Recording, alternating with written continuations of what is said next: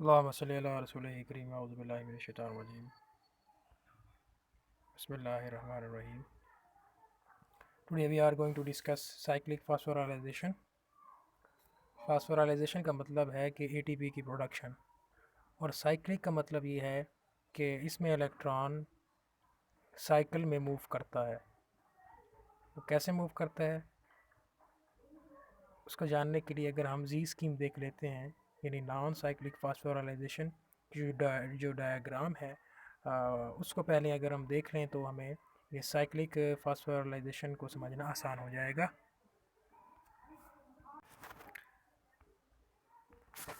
Consider it that कि अभी हम नॉन साइक्लिक फास्फोराइलेशन पढ़ रहे हैं।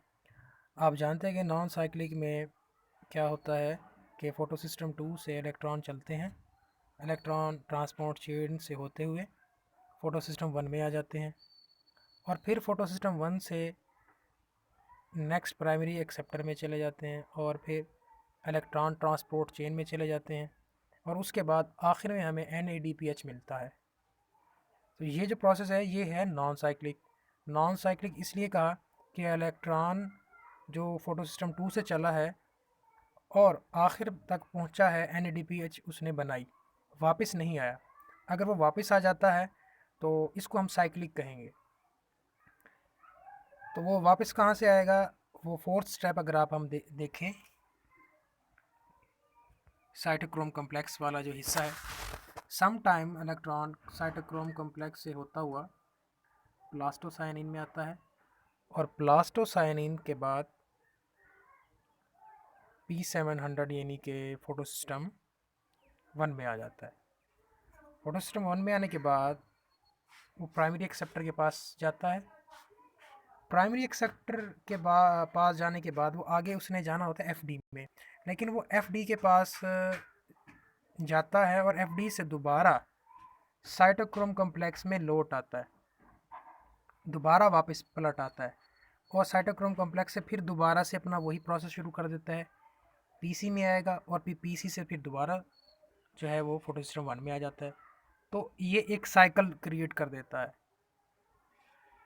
इसी वजह से हमने इसको कहा कि ये साइक्लिक प्रोसेस है, और इस साइकिल के दौरान हमें ATP भी मिलती है, तो इसीलिए हम इसको कहेंगे non cyclic phosphorylation.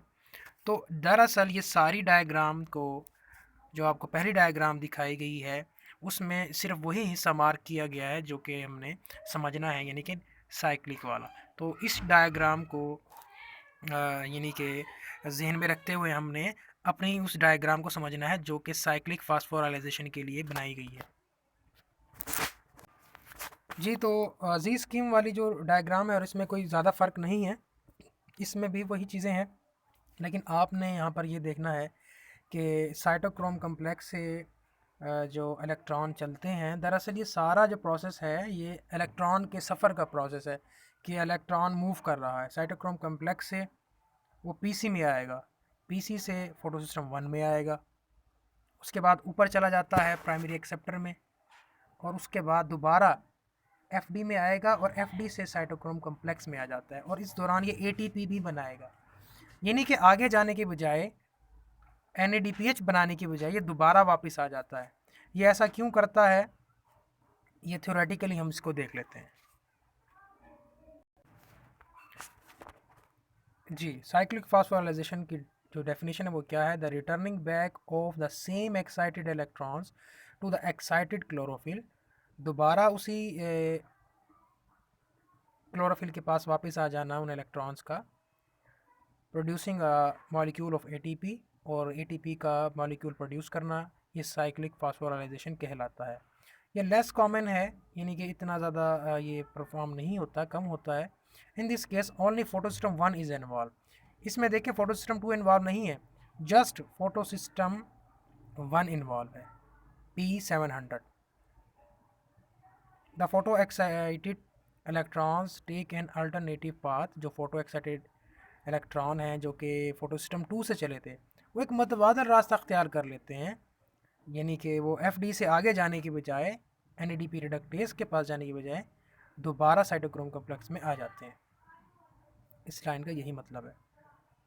This cycle में take place when there is less amount of ATP for Calvin. यही इसकी वजह है कि ये प्रोसेस तब होगा जब केल्विन साइकिल के पास एटीपी नहीं होगी।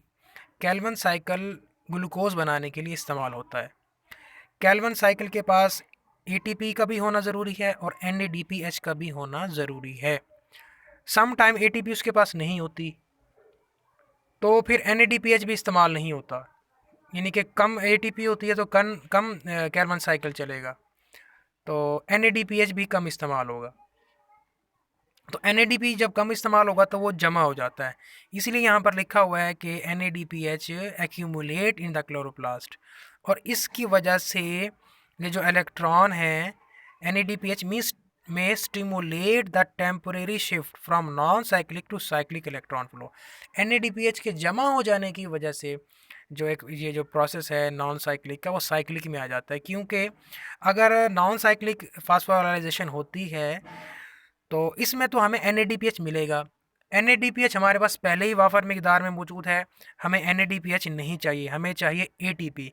तो इसीलिए इलेक्ट्रॉन जो है वो वापस आ जाते हैं साइटोक्रोम कम्प्लेक्स के पास, और फिर उससे होते हुए दोबारा फोटो सिस्टम 1 पर ही आ जाते हैं और इस दौरान वो ए बना देते हैं। तो इस तरीके से ए की जब ज़रूरत को पूरा कर लिया जाता है तो प्रोसेस दोबारा वही शुरू हो जाता है, यानी कि नॉन साइक्लिक फास्फोराइलेशन, यानी कि फिर इलेक्ट्रॉन दोबारा वापस नहीं पलटा करते, एफ से दोबारा एन रिडक्टेज और फिर एन बनता है, क्योंकि अब एन भी चाहिए और ए भी चाहिए।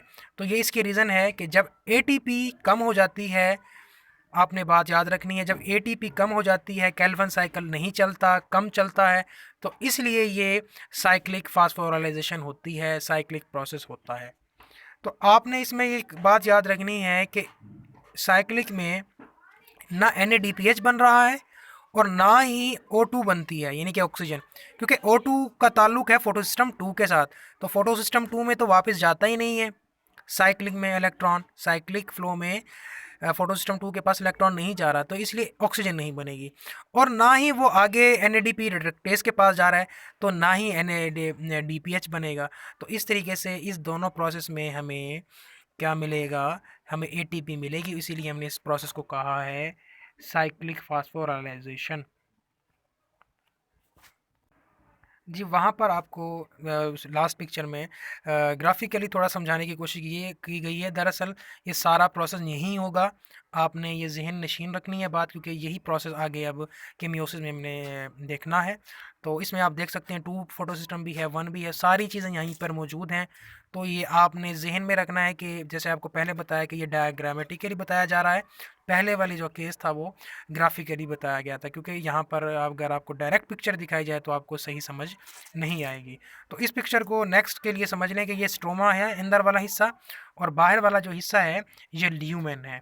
ल्यूमेन जो है थाइलाकाइड की अंदर वाली साइड को कहते हैं, और स्ट्रोमा कहेंगे थाइलाकाइड के बाहर वाली साइड को। तो नेक्स्ट हमने केमियोस्मोसिस देखना है, उसमें हम इस चीज़ को मज़ीद डिस्कस करेंगे।